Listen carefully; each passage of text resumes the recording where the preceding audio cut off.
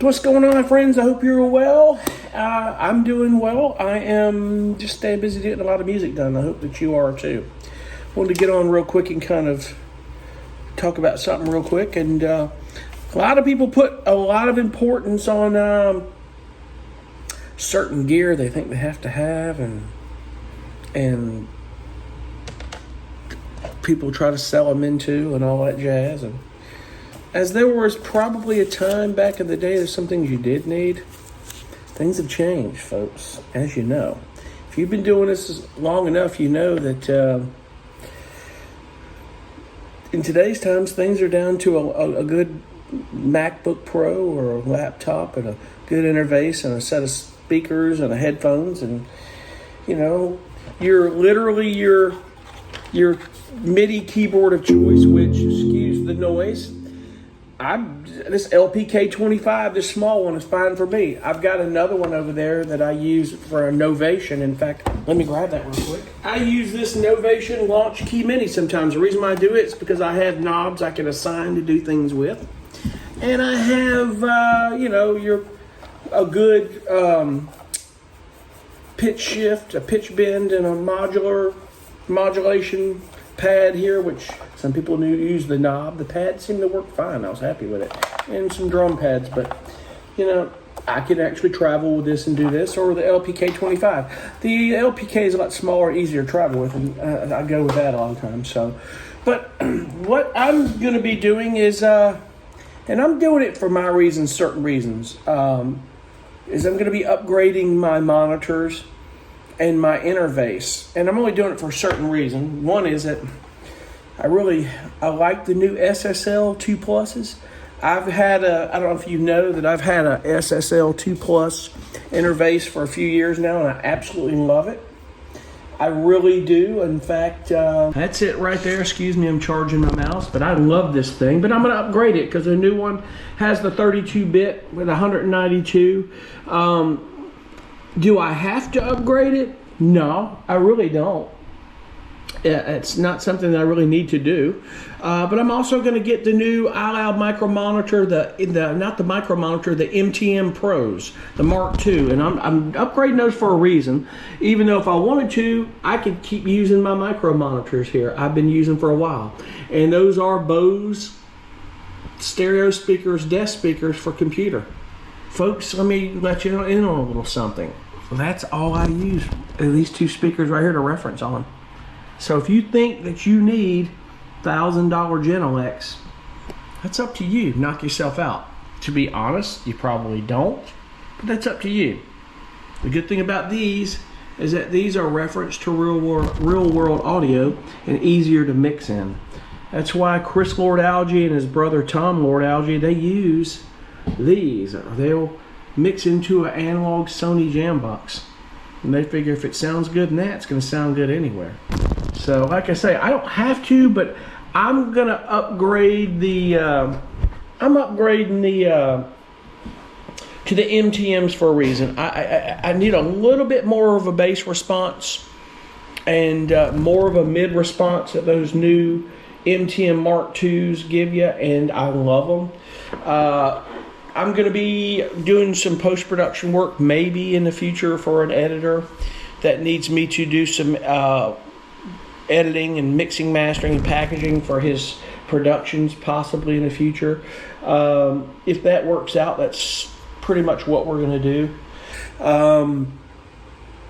If that comes to fruition, I need that extra mid response and I need that extra bass response. I really do.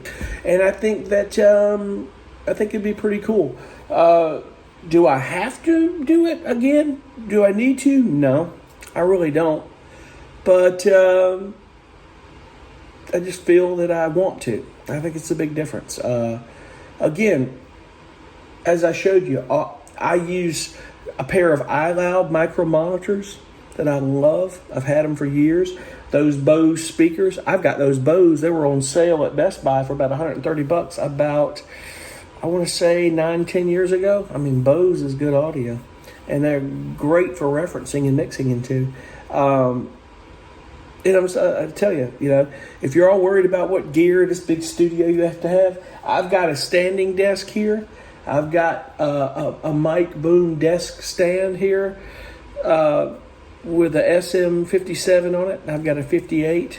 I've got another microphone in storage that I don't use much. It takes 48 volt, and it's, one of those type of mics that you spend a bunch of money on that you really need it. I haven't used it in years. Folks, the Shure SM57 and the SM58 have been used in the biggest studios and the biggest albums in the world for guitars, vocals, you name it. I mean, guitars, vocals, and acoustic guitars, excuse me. You've got those two mics, that's really all you need. I mean, they're what, $100 a piece? What does that tell you, folks? It really comes down to a good mic and a good preamp, but do you have to pay thousands of dollars for a good mic and a good preamp? No, you really don't. So that's where I'm at. I'm going to update them, and I will keep you posted, because those MTMs have a room calibration mic. If you've seen the MTM Mark IIs and now they've got the iLoud Micro Monitor Pros that you can calibrate. They've got the precision speakers that are a little bit bigger. IK Multimedia has done an amazing job with their technology. I got to give it to them all day long. Amazing.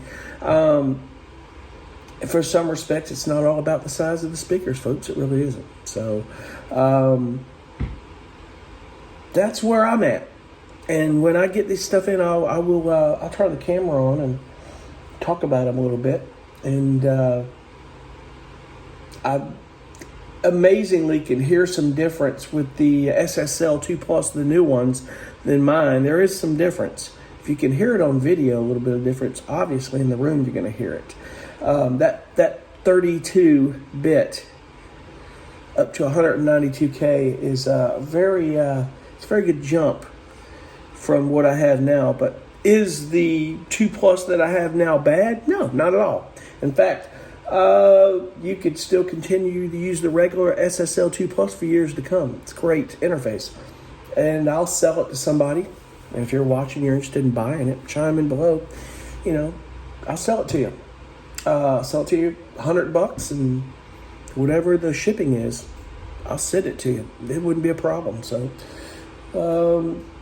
I'm not selling it and getting rid of it because I don't like it. Again, I love it. Yeah, and again, do I have to upgrade that? No, probably not. But I do want to. So there's a big difference there. So that stuff will be in here this week, and we'll get it all set up. I've got some new monitor stands that clamp to my desk coming side to side from the MTMs, and haven't decided whether I'm going to keep the micro monitors on my desk or whether I'm going to put them back in the case. I've got an iLoud case for them.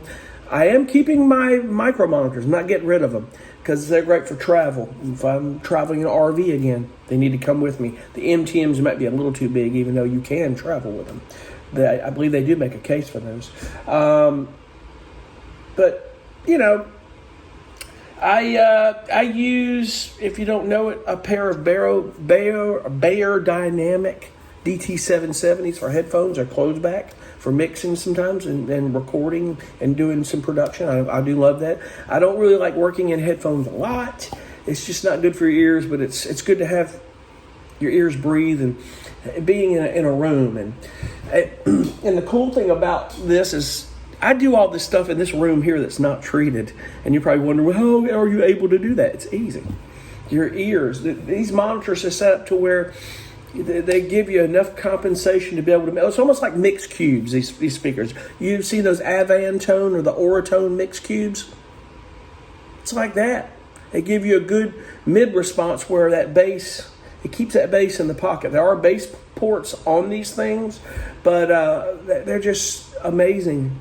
And when you understand, your mixing technique and your instinct, basically, a treated room, because you're doing the stuff at lower volume is probably less important, because we're doing everything at low volume. Yeah, in some respects, a treated room is important. That's where these MTM Mark IIs, these iLoud MTMs are cool, because you've got that bike where I can calibrate my room. There's a software, the X software, where you can calibrate the room that I'm in. And a lot of people will say that I've watched a lot of videos on them. They'll say, well, that calibration is more preference than probably necessity. Because what I do with these micro monitors is I just keep it flat. Everything on a flat response, and I'll tell you why. Flat response is important because you want that monitor to convey what you're feeding to it. You don't want to EQ these monitors and have them lie to you, because you can EQ the speaker all day long, but you're just adding insult to injury when you're feeding stuff to it and it's giving you that extra high end or that low end or something that may be steering you in the wrong direction. And this is just experience for me. I mean, I'm not the be all end all. I don't claim to be. I've always said that, and it remains to be the truth.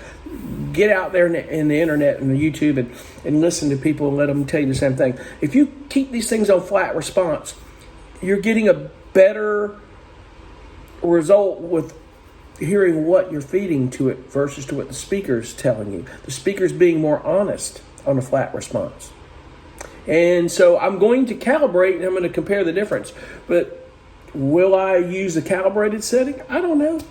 I'm used to having a flat response that works for me. So keep that in mind if you get these MTMs. And if you have a pair of those iLoud MTMs or a pair of micro monitors like I do, chime in, because I'd love to hear everybody's input on that. I've never really talked about exactly what I use. And believe you me, back in the day I had all this rack gear and big PA speakers and stuff over here, and I had a tape machine, a reel-to-reel, or an ADAT, or Mackie console, and good Lord, man, I couldn't have just take that, put it in a bag, and run down wherever I want to record or be that mobile. That's the beauty of today's technology, is that, you know, I'm a MacBook Pro guy. I've got a MacBook Air that I travel with. I've got my iPad that I use I talked about, I actually talked about on my other channel, about GoodNotes, man. I'm trying to get rid of all these damn notebooks, man, and all this paper. Just use GoodNotes, man.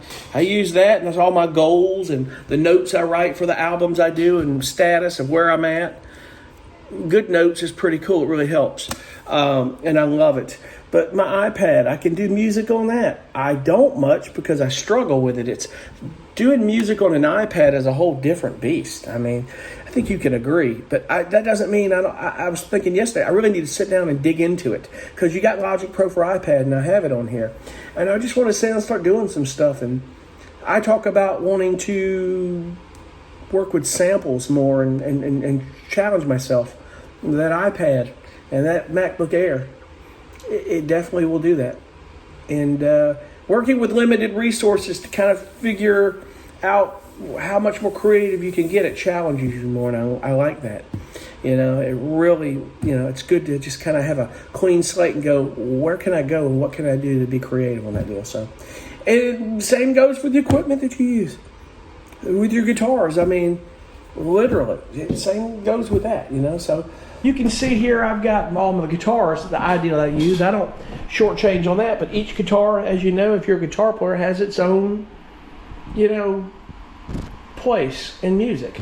My dad used to ask me, why do you need that many guitars? I said, well, this is a lot less than the 35 guitars I had years ago. I never played, but you know, you got your electrics, your nylon strings, your bass, acoustics, your Gitlele. I have a ukulele on the wall, which I seldomly play. So you literally have, you know, good equipment that's ideal for you without overdoing it, you know.